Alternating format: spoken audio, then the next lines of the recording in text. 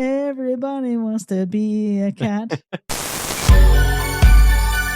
Rob Zombie once had an idea, and it started with a statistic. He had read that Halloween is the #1 day of the year for missing persons, and he thought it sounded like the premise for a film. 5 people disappear on October 31st. But getting it made was another question entirely. Zombie actually worked outside of the system by going directly to his fans and launched 2 crowdfunding campaigns to help finance the project, eventually producing the film for around $1.5 million. When the project was first announced, those very fans speculated that it might be connected to his Halloween films. Instead, it was an original story set on Halloween night in 1976, 2 years before Carpenter's classic. The film follows 5 carnival co-workers who are kidnapped and taken to a compound where they are forced into a deadly game. And their objective is simple: survive 12 hours while a gang of clowns hunts them through the maze. This week, we're talking about 31.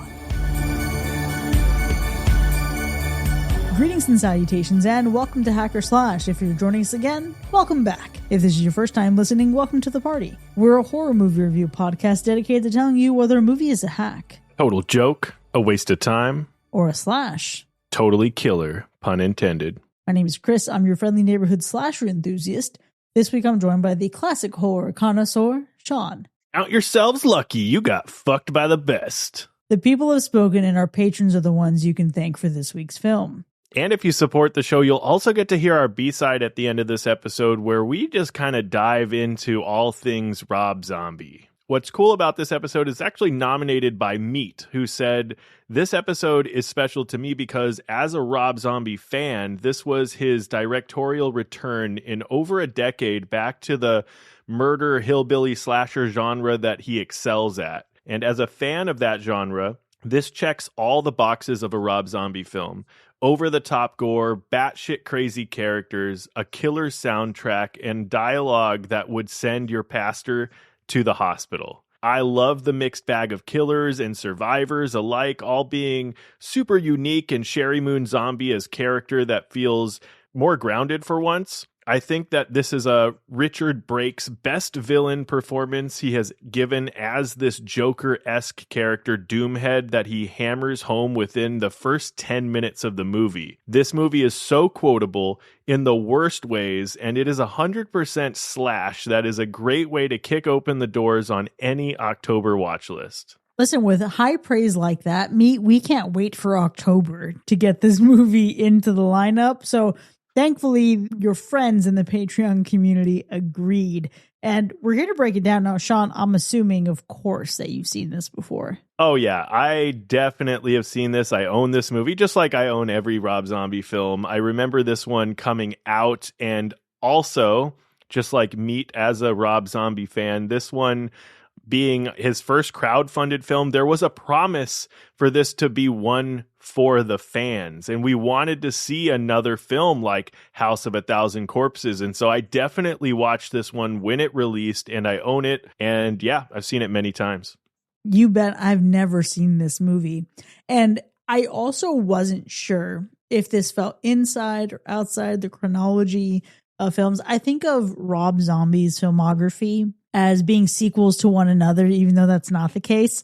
But I was like, where the fuck is the Firefly family going to come into this? And when I considered going into this movie, I went in with the lowest of expectations. Sean, you know, the only Rob Zombie movie I've enjoyed is The Munsters. Which I know. Religious to so many Rob Zombie fans, I'm so sure. But what I have appreciated about his films is that there are components of them that I like. It's just a large majority of it that I don't, or a point in which I solidly stop enjoying it. Devil's Rejects was that way. There's a lot that I enjoyed in that movie, but the things that I disliked way more than I enjoyed the others. House of a Thousand Corpses, I really liked until it stopped being something that I liked. It kind of like Scream 7 in that way. But despite those low expectations and not having a great track record with Rob Zombie, I was absolutely taken aback when this movie opens with Doomhead, Richard Brake, talking directly in the camera in black and white.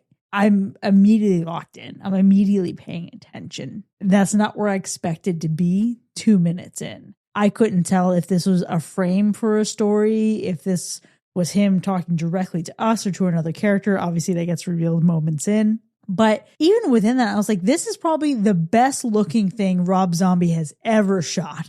Like, truly, this is like the best still I've ever seen in a Rob Zombie movie. That was surprising for me to see. Yeah, it is an interesting thing. Like, the opening for this film really does catch your attention. It's really one of the best opens that Rob Zombie has done in a film. And I think opening with that quote from Kafka as well. And I think with Doomhead, and you get this, it's just the opening sets the tone for the film, but then it goes in and you get this very grindhouse, grimy, gritty feel. Rob Zombie, loves that backwoods trash feel. He loves his films set in the 1970s. It's not a secret that one of his favorite films is Texas Chainsaw Massacre. So this really fits the theme. It's his track record, but it's the vibe that you get. Now, we might not get the strong Texas Chainsaw ties like House of a Thousand Corpses, but we definitely get all of everything else in this movie. And you just gotta love everything that he puts into the movie, even the intentional soundtracks, from everything from like James Gang, Al Bowley, Lynyrd Skynyrd, the Mamas and the Papas. You got Aerosmith. You even got his ex-guitar player John Five playing during the credits. Like, the music to the gritty grindhouse 70s backwoods trash feel to that all the way, and you just rewind it all the way to that beginning. It's a vibe for sure, this movie. It's absolutely a vibe. And oh my gosh, the soundtrack was actually something that I really enjoyed.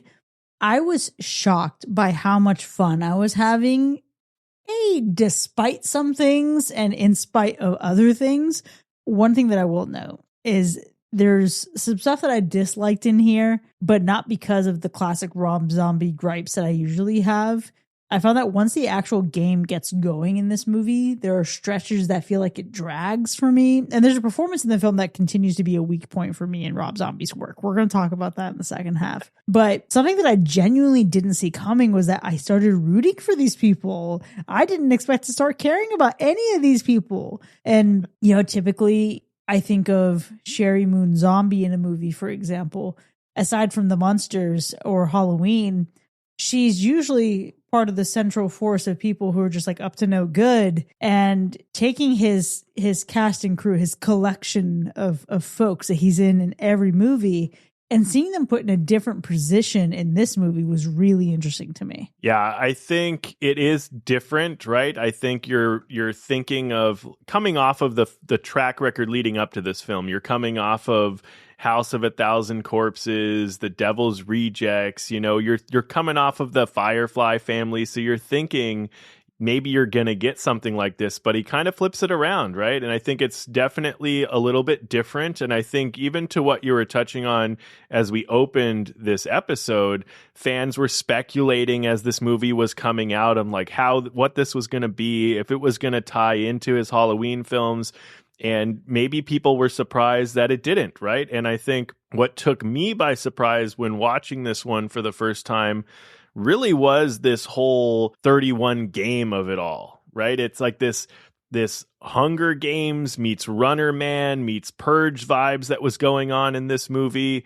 What ends up, for me, I think kind of being disappointing is how strong this movie started with such a polarizing character such as Doomhead, and then having to wait so long to see him again. You highlighted the exact composition of movies. I guess that's how basic this feels at a surface level, right?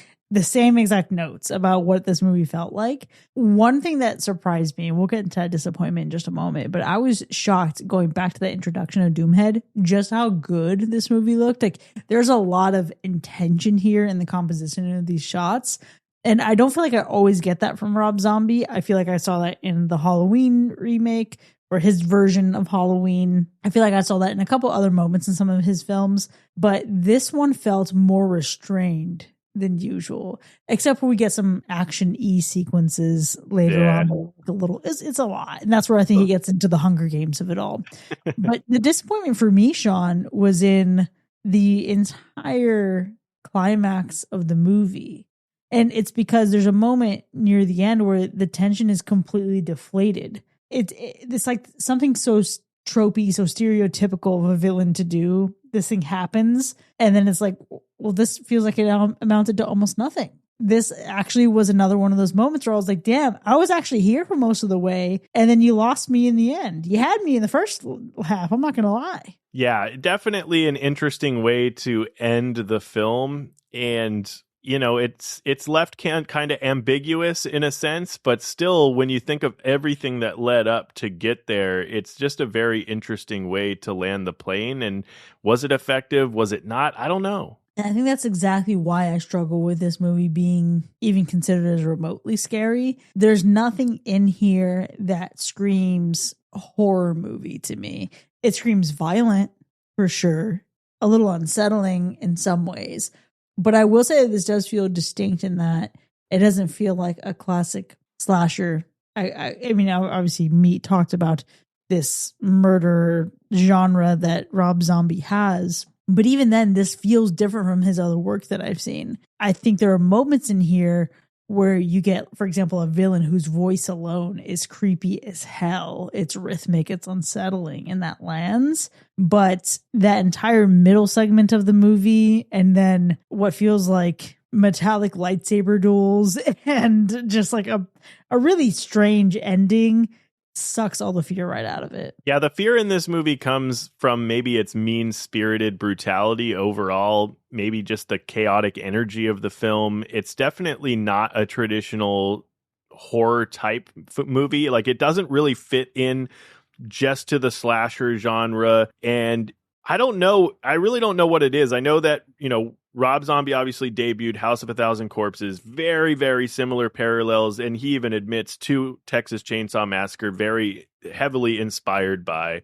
And even when you look at interviews with Rob Zombie, and he talks about going into The Devil's Rejects, knowing that he did not want to do another film where a group of people land at a random house with some fucked up people and they do some fucked up shit and they have to try to survive. He didn't want to do that same old song and dance. But then you get a movie like this where, sure, you don't have a house per se, but you are kind of getting that same formula just in, I don't know, in the form of a game. Maybe you can call it a maze. It actually kind of feels like you're walking through a haunted house where the props are trying to come after you, in essence, is what it kind of feels like to me. If you've been to any haunts attraction where you have a chainsaw wielding clown, you've seen this movie. I hate to break it to you. You've seen these guys. It's one of those movies, I think, though, where you can, like, if obviously very far-fetched, but it's one of those movies where if you put yourself in this type of situation, that's where it gets a little bit scary. As wild as this movie is, I guess if you could put yourself in a Saw situation, right? It's that kind of vibe. How often is that actually going to happen in real life? Probably not often, if at all, right? Because it's pretty over the top. But when you start to think about what you would do in this situation and you start to wonder what it would be like or how you would handle being put in a situation like this, maybe that's where you're trying to tap into the fear. I don't know about that, dog. There are other movies, like we talk about the Hunger Games of it all. Hunger Games is something that I can feel more readily scared of than this movie. And it really is because it struggles with committing to what I think is most frightening about this movie. And I think the characters are so unrelatable that it's like, I can't even possibly do that. Now, you take this same thing, put other people in it. Think of like a Hellfest, for example, where people show up at a haunt, or the movie Haunts, for example. Yeah. There are other ways that I think this could have played on that. But this just didn't do it for me in that regard. Now, I want to actually go back to this because, Sean, you mentioned if this is Halloween with the Purge and the Hunger Games and the Running Men, that's not a dig, right? It's just an accurate assessment of the DNA of this movie. There's a group of people, a game, a clock, survive, die, do whatever you want. But what I find interesting about this is the framing device surrounding it. We have some characters, and this is where it taps into a little bit of the Purge. It is treated as gamification and sport, and I find that interesting. But what's also interesting is that there's another film that I haven't mentioned yet that this reminded me of. And I'm sure you'll know the moment exactly when I say this, Sean. Rocky Horror Picture Show. Yeah, of course. Yeah. That moment happens in this movie, and I'm like, oh, okay, so this is the level of shenanigans that we're up to. This is a blender of arguably better, more entertaining movies, but done in a way that feels still distinct for Rob Zombie. Yeah, is it? So the movie itself isn't groundbreaking, and I don't think it's even trying to be. Obviously, it's Rob Zombie's movie, so to speak, for the fans, but it also kind of feels like another Rob Zombie movie where it's maybe just his love letter to his inspirations. John, I have a question for you. From a Rob Zombie non-believer to a Rob Zombie truther. Is there anything Rob Zombie does cinematically that is groundbreaking? Leave music out of the equation. But is there anything he does cinematically in his films that's truly groundbreaking? I mean, I guess you would have to define groundbreaking, but I don't think there's anything that would be anything that he's doing in his films that is just, just wow factor, that's just crazy unique or anything like that. I think obviously it's just someone that is just really in love with horror as a whole and grew up with it, right? And I think that it shows in the movies he tries to put out. I think despite a lot of heavily inspired, nods, callbacks, whatever it feels like, I do think each time he sets out to do a film, it does feel like he's trying to do something a little bit different. Like if you go from House of a Thousand Corpses to The Devil's Rejects to his Halloween films to this movie, even to Lords of Salem, I just think each thing he's trying to do something a little bit different, which I think is interesting, but groundbreaking, I don't know. And that's where I want to really dig in here, Sean, because you mentioned House of a Thousand Corpses, very Texas Chainsaw Massacre. It's Halloween. He does a lot of different things with Halloween, but at the end of the day, you're looking at Halloween. I think what he did with Halloween 2 is probably the most accurate to like an original take on it. And I'm not saying it's a great one that I love, but it is different. But then you have this movie, and I think the only thing that I've seen of him that I would say is definitely original, but even then it's like to what degree, is The Devil's Rejects. And again, I'm not familiar and well versed with his entire filmography, but it sounds like if I were to take any song and then play you the Glee version of that song, it's good. Sometimes they do something a little bit different, but it's distinctly just the Glee version. And that's what I feel like Rob Zombie does to his films. I hear you. At this point, just do a Texas Chainsaw Massacre movie, Rob. Just do it. A Texas Chainsaw Massacre. It is waiting to happen. It's perfect for him. He should just fucking do it. And I'm sure it'll be great. It probably would be great because it would just fit the theme so well. I really am curious. What is Rob Zombie going to do next? What's up his sleeve? What has he got in his agenda? Is he even trying to do another movie? I don't know. Whatever he does next, I hope it's better than the ending of this movie, because this ending is where it all fall apart for me. Now, I'm going to keep this spoiler free, but the movie does the work in the first 2 acts, right? It builds something. I was invested in people that I didn't expect to be invested in, and that is such high praise for a film for him. Then the 3rd act just doesn't close it out. It really fumbles the bag. I feel like there's tension that I had that got deflated at exactly the wrong moment. The film ends on this ambiguous note that it doesn't pay off or really justify what came before it. So I'm left with this feeling where it's giving, this could have been an email. It's giving it amounts to nothing. Yeah, it wasn't even the 3rd act really for me. I think the movie was entertaining. I think the characters, I also was rooting for them in a weird way. I think I was invested in the story, but I think it's not really just the 3rd act. I didn't really have a problem with that. I think it's really just the final moments of the film. I really think it's literally the last 10 minutes of the film is where it kind of lost me a little bit because of how abruptly the tone changes. And then after that abrupt tone change, you get a little bit more. And then you're just like, what's happening here? And the ambiguity of it all. Did we need it? I don't know. That's the interesting thing. So the ending definitely wasn't the strongest part of the film. It sure wasn't. Now, I can't wait to see if it was enough to actually tank the entire experience. But before we actually rate the film, Sean, how would you describe the gore score? The gore is pretty high in this one, but it's a specific type of gore that ultimately fits Rob Zombie's grindhouse style. It's not constant bloodshed, but when it hits, it's definitely ugly. It's chaotic. It's mean. The gore, I think, is shot in these dim, grimy environments and is more focused on the brutality than the actual visual spectacle of it all. And so 31 doesn't just spill blood, it drags you through it, grindhouse style, earning itself, I would say, a solid medium-high gore score. What about the Animal Report? For as wild and fucked up as all of the characters and the antagonists in this movie are, there is no harm to animals, thankfully. Absolutely wild. Feels like the bare minimum you could have done. Let's go ahead and get into it then. 31 from 2016 by Rob Zombie. Was it a hack or a slash? Well, 31 is the kind of movie that almost feels like it comes with a disclaimer. You probably need to be a fan of Rob Zombie to really, I think, fully enjoy the ride, or at least for the most part. And I think, honestly, that might be the point. 31 plays less like this mainstream horror film and more like a grimy, blood-splattered love letter to the fans who have been kind of riding Zombie's carnival of chaos since House of a Thousand Corpses.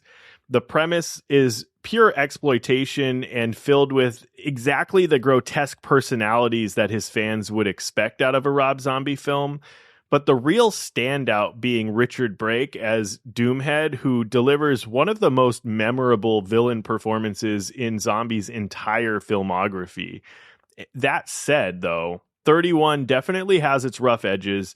Even some fans admit that the movie occasionally feel like Zombie's throwing every grimy grindhouse idea at the wall just to kind of see what sticks. And you can kind of sometimes feel that tone throughout the movie. But for the faithful, that's also kind of part of the charm. The sleazy carnival aesthetic, the vulgar humor, the blood-soaked brutality, it all feels like Zombie leaning fully into the world he's built over the years. And in many ways, 31 isn't really trying to win over new audiences with this film. It's really just inviting longtime fans deeper into the funhouse of his mind and what he loves. And I think it may not be his most polished film. Visually, there's some really great stuff with this film, but it's loud, it's vicious, it's unapologetically Rob Zombie, and sometimes that's exactly the kind of Halloween night chaos you actually want. And so I think that, you know, despite the rough edges and the absurd plot, this one still gets a slash in my book. I love that for you, Sean. And I want you to know, for the first time since your very first episode on this podcast, I was 75% of the way through a Rob Zombie movie and thought, oh, this isn't that bad. I mean, it's not perfect, but I'm having fun with it. I'm enjoying some of it. But then it circled into firmly being a hack for me. Now, and I want to be clear, I'm not saying that this is a hack because it's Rob Zombie. I'm really not. This doesn't even suffer from a lot of what I've disliked in his other work. I for sure prefer this holistically, I think, to House of a Thousand Corpses. I think House of a Thousand Corpses started stronger than this. I think there are components of The Devil's Rejects that is stronger than this, but as a whole product, I think that I find this less painful to get through. It might also be one of the better looking movies that he's done, and that performance of Richard Brake is nothing to sneeze at. My issue with this movie is that it kind of amounts to nothing. And there's real potential here, and I wish it could be different. I was rooting for this. I was rooting for you. But then the ending tanked it.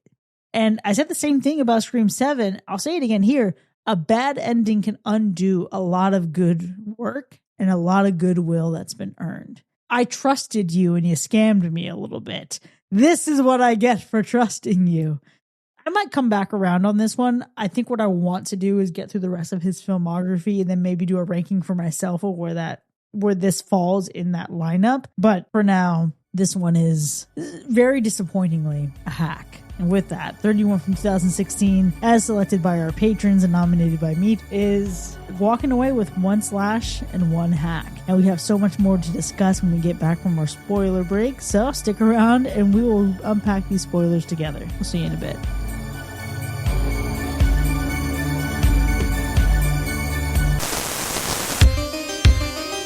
This episode of Hacker Slash is brought to you by the Terrorplex, the only haunted house attraction that asks the question, why pretend to die when you can actually experience it?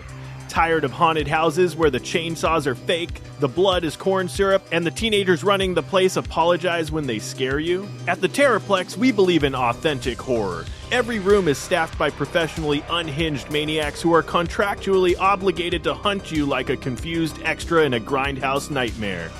Step right up and spin the murder wheel where your fate is decided by beloved mascots like Doomhead, our customer service representative with a smile so wide it's legally considered a weapon. Sickhead, who's here to prove clowns can absolutely get worse. And Sexhead, because nothing says romance like homicidal interpretive dance. Each room features immersive experiences like the Chainsaw Corridor, where the props are real and the OSHA violations are even realer. Clown Alley, where laughter is mandatory mostly because it masks the screaming. The Lord's Lounge, watch wealthy elites gamble on how long you'll last before becoming the decor. And don't worry about the waivers, you'll sign 31 of them before entering, each one lovingly notarized by a guy named Tiny, who definitely isn't legally allowed to notarize anything. At the Terrorplex, we don't just break the fourth wall, we break a fourth rib. So come on down and ask yourself the question everyone in a Rob Zombie movie eventually asks, why did we get in this fucking van? Welcome to the Terrorplex. You came for the haunted house, but the house came for you.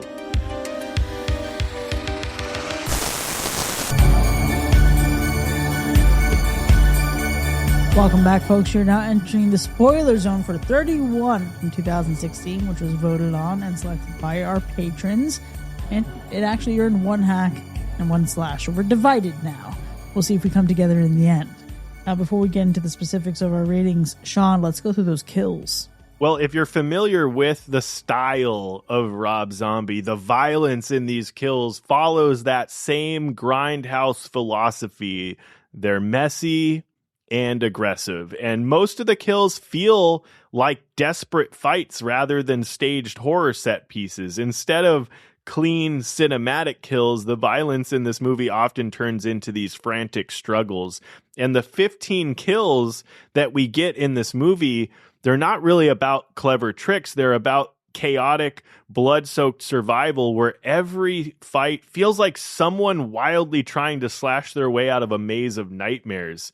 And you get the really shaky camera work when this is happening. It feels like there's a lot going on. But I got to know, Chris, which of these kills stood out to you? Oh, it's for sure, for me, the one that I found to be the most satisfying. And it was not even close. It's Sickhead. And it's one of the earlier ones that we get. It's not the most elaborate. It's not the most gruesome. But it is, for me, the most satisfying, Sean. And I think that matters more in this moment because this is a character who came in loud. He came in creepy as fuck, obnoxious. I loved his voice so much. I hated his voice, but I loved it so much. Yeah. And let's also just highlight the swastika painted on his chest tells you everything you need to know about this motherfucker. And when he finally goes down, it's because someone you weren't expecting steps up at exactly the right moment. And that's what I loved most. This movie didn't make it quick. He takes a while to actually die. It feels like he suffers a bit, and I was fine with every fucking second of it. Yeah, I think what's really interesting in this movie, and we can get back into different kills, but just to kind of hone in on what you're saying here, is what's interesting about this film is normally we're kind of going through a horror film. You're getting the antagonist doing these brutal kills to the protagonists, right? The villain is coming around and killing a bunch of people, and you're watching those deaths. And what's interesting about this film is there's deaths on both ends, don't get me wrong. The deaths that are really brutal and in your face are a lot of times the antagonists in this film. And so it almost kind of flips around in this movie, which I think is a very interesting direction. It's an interesting choice for sure. And I think that's what allows you to kind of root for these characters a little bit, because you're getting a little bit of that rah, rah, rah, where you're seeing like the teamwork come together. They're fighting back. They're vulnerable. You don't really expect it. Also, in the beginning, you're thinking like, oh, here we go. These guys are going to be chasing them down through this warehouse, wherever the fuck they are, one by one. They're going to get got. There's no way this group of carnies are going to make it out of here. And lo and behold, they start fighting back. And, they might not all make it out alive. In fact, really only one of them does. But they do put up quite a bit of a fight. And so even starting with Sickhead and the brutality of like taking him down, also as a character, just absolutely ridiculous. The swastika with the fluent in Spanish going on here, like you just don't like, come on. Let me tell you what I didn't fucking need in this movie. And I almost rated this movie a slash just so I could talk about this is the worst part of the movie. Not only was the Nazi speaking Spanish, but it was Sherry Moon Zombie speaking Spanish. Loca na cabeza. It was a little ridiculous. That was played for a comedic bit. Yeah, it was wild. I will say, though, if we're going down the trajectory of some of these antagonists, I think just the duality of Psycho and Schizo Head going down, because these two were fucking wild. And even just the dialogue that was happening between these two was absolutely grotesque. I mean, they're definitely not right in the head. Their title speaks for itself.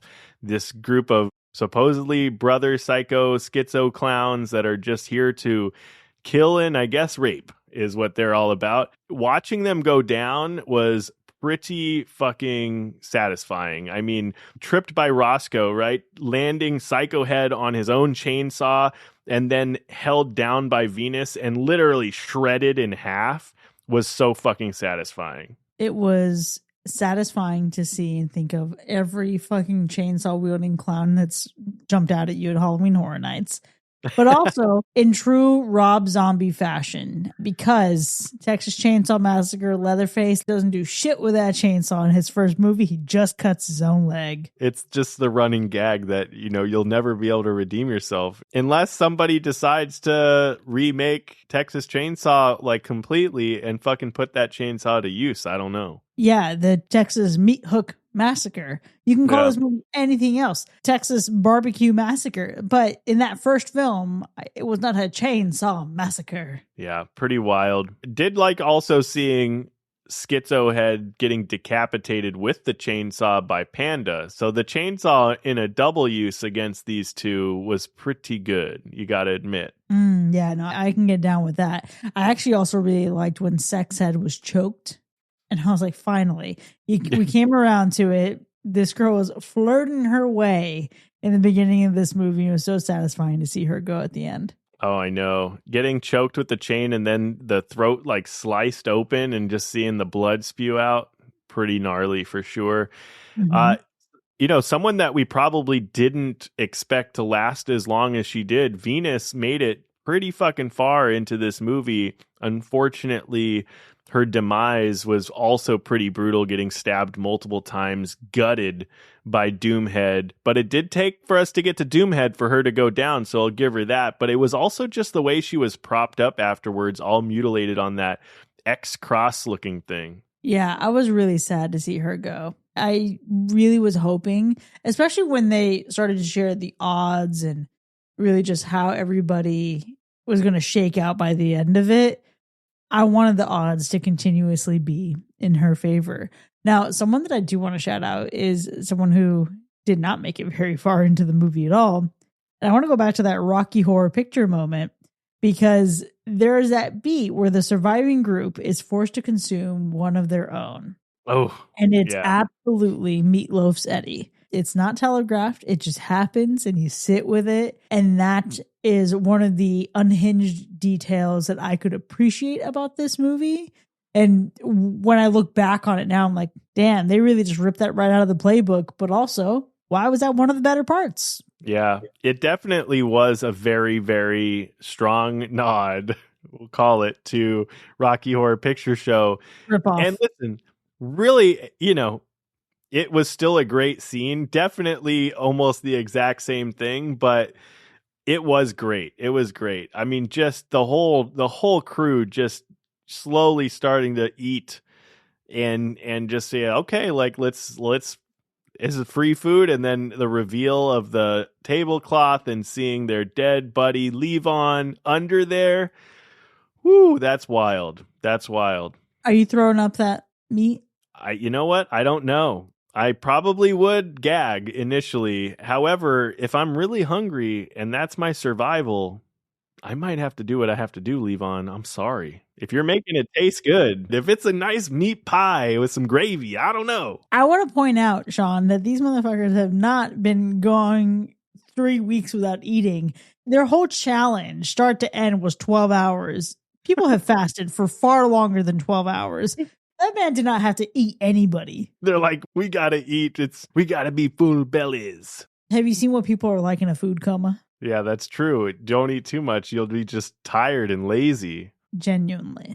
But I will say that I think back to that scene, and it is a great example of how much I enjoy and really loved the cinematography in this movie. Even jumping into the beginning, right? This movie leverages a lot of shallow depth of field. I think even that beginning scene, the camera is pressed against Doomhead's face. It feels intimate. It's such a specific choice. And it's something that felt restrained, controlled, and measured. Whereas I feel like so often in Rob Zombie's film, I never get that feeling from the camera work. Yeah, the cinematography was really, really well done. The camera work was well done. We can continue to talk about that. It is definitely one of the better works of Rob Zombie for sure.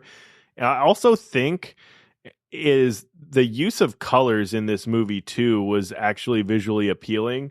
And, you know, it starts off with the black and white that kind of draws you in. It slowly goes into color, which is good. And then as we get into the game of 31, every piece of that game, there's just these really like vibrant colors that just stand out. And I feel like it makes the film really, really nice to look at, to be honest with you. It really kind of draws you in. It really does. I deeply respect this movie for what it does cinematically.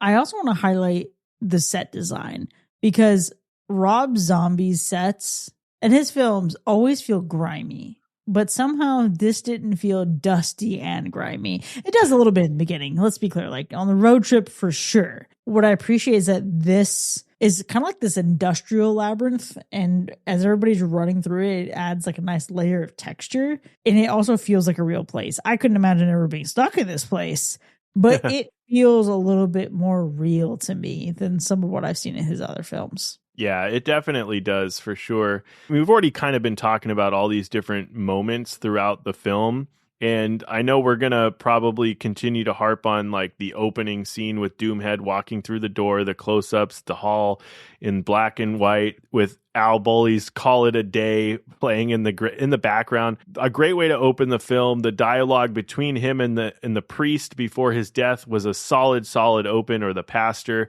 And that horrifying monologue, I just want to point out, we've talked about this scene of being really great for the cinematography and the quote that it opens up with and the use of the black and white and everything. But I just want to acknowledge that this was probably one of the best monologues in modern horror, to be honest with you. Holy shit. Absolutely. This was actually my favorite scene of the movie, Sean. Yeah. But this motherfucker monologue way too long at the end, but we get so far into this monologue before we even see who this guy is talking to. The moment that really got me was, I ain't no fucking clown. I am certainly not here to elicit an amused response. It was unsettling. It was gross.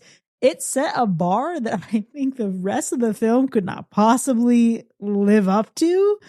And I think it's worth acknowledging like that. What a strong way to start the movie. Honestly, if the ending wasn't so fucking pointless for me, this would have been a slash based on his opening. It's just, the strongest part of the movie was also the weakest part of the movie because this motherfucker really pulled a Dr. Evil and just talked his way into losing the battle.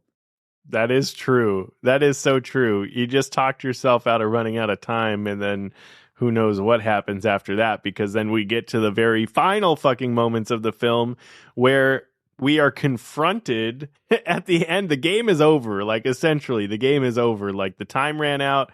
He didn't kill Charlie. And so that's it, right? Theoretically, she's the first survivor of 31. She walks, she's going down the street, and then this fucking motherfucker pulls up behind her, and then they have this kind of face off, and he pulls out his knives, and she, like, I guess clenches a fist because now she's feeling tough because she's fought so hard. But like, we all know that if they're facing off, she's going down, right? Like, there's no way she's living now. She did nothing. She is only alive by the mercy of the game makers and the rules.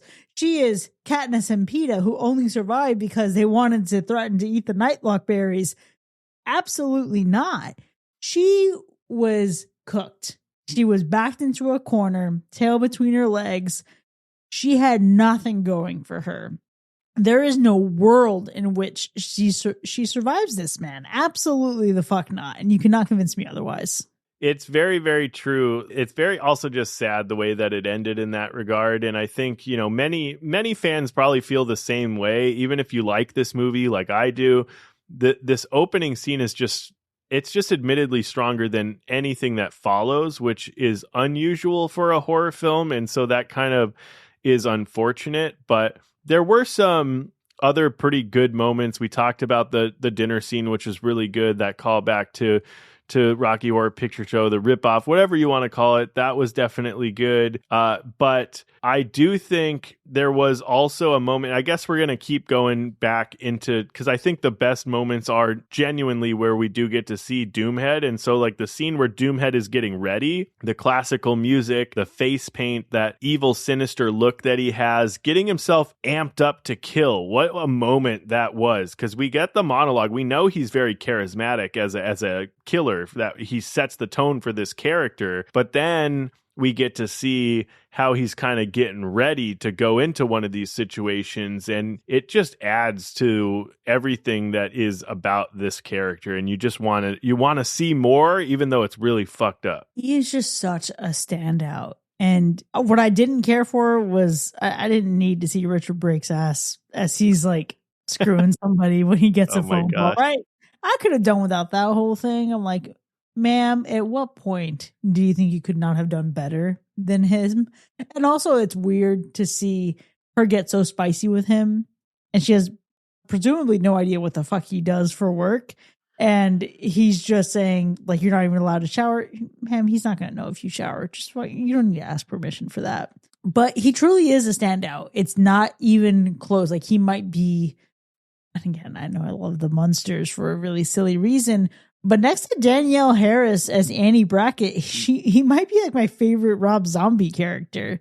He is distinct. He has a specific energy, a specific voice, and it feels like he honestly deserved a better movie to carry. Yes. And you know what I think, and maybe this is just me spitballing here, but what I think is that Rob Zombie comes out with House of a Thousand Corpses, right? And we end up creating this character. I'm not saying we created the character. Rob Zombie ends up creating this character in Captain Spaulding.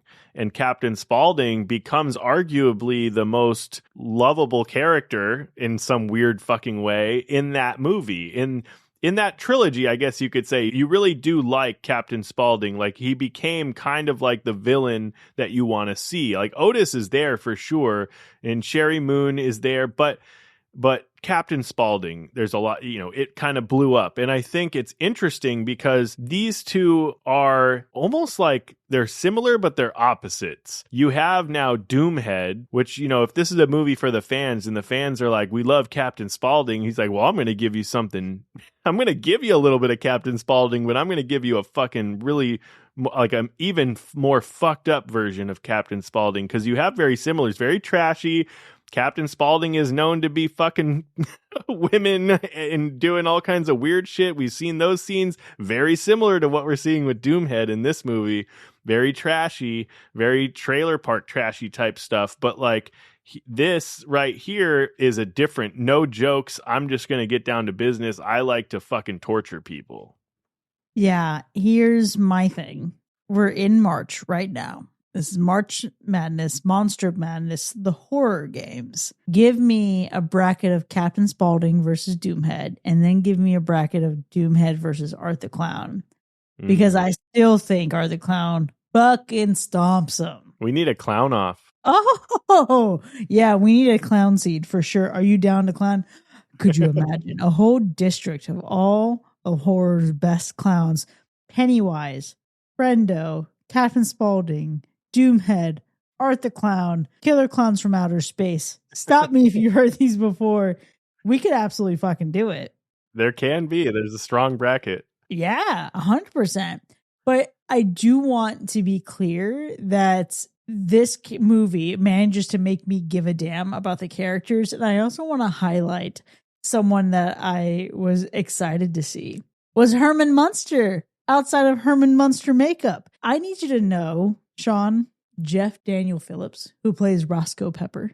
I recognize his voice, not because I've seen the Munsters so many times or because I've even watched his portion of Halloween 2 from Rob Zombie so many times, but because I have the Munsters soundtrack on my Halloween playlist. So periodically, all I have is this guy's voice just as Herman Munster fucking singing Halloween songs.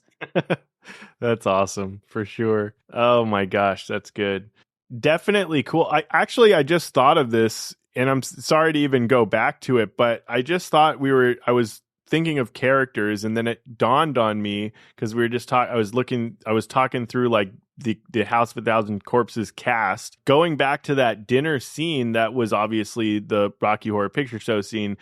There is, after the meal, you can see these two goons that are wearing masks that are made of skin that were supposedly meant to look like Otis and Captain Spaulding from House of a Thousand Corpses. There's that little Easter egg type of dealio in there, which I just remembered. You know, that's good for them. I appreciate that. I am curious, though, thinking of crossovers, Halloween 2, Halloween, Malcolm McDowell, Sam Loomis. What was your take on the Aristocats? Oh my God, aristocrats, not aristocats. The Aristocats. Not the famed everybody wants to be a cat. No, none of that.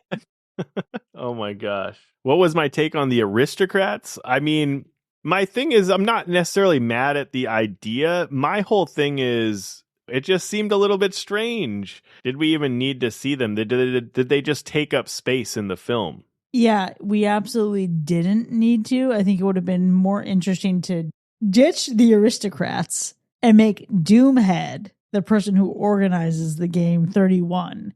And then when the others can't get it done, he goes down there to get it done himself. And then he doesn't fuck up the ending. I think it could have been way better. That is true.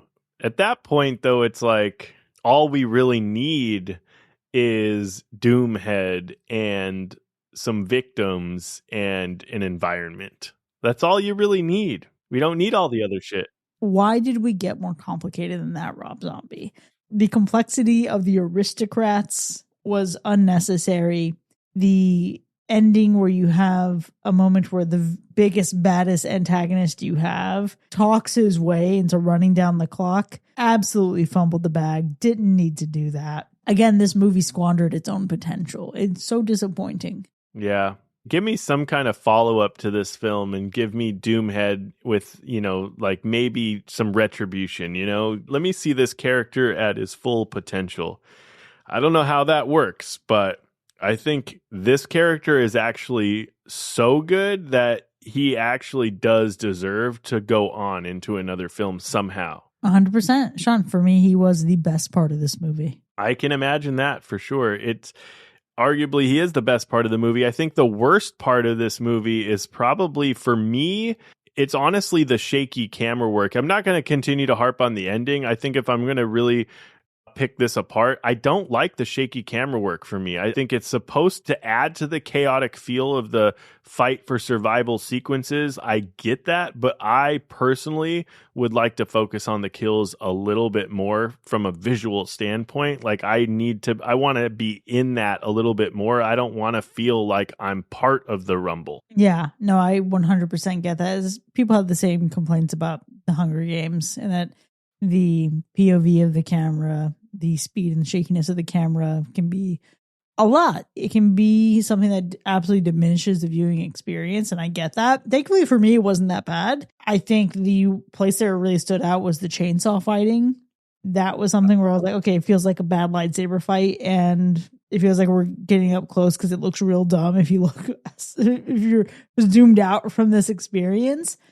And I will say that it's not that I will never watch this movie again, but it's not that I'm going to prioritize watching it again either. I need to get through the rest of Rob Zombie's filmography, and then I'm going to consider revisiting this one. Again, Doomhead alone is worth it. This movie had potential, but I can see what it was trying to do and also still hold space for the fact that I didn't care for what it ended up doing with that in the last place. So it's going to go into the hack pile for now. I'm curious to see if I feel differently at the end of the year. Well, I mean, hey, listen, the thing is that you don't have much more to get through the filmography here. So I think only 2 more maybe is all you have to get through at this point now. 3 from Hell and Lords of Salem. Yeah, unless you watch the animated film that he did. Oh, no. But we still do have to do Halloween 2 on the podcast. Well, for the podcast, for sure. But you've seen it, so, you know. This isn't one that I watch like super regularly. I'll admit that. I do own it. But then I do think that it is one that you can play during the Halloween season. I agree with Meat. You know, I think this is a good one to kick off the Halloween season.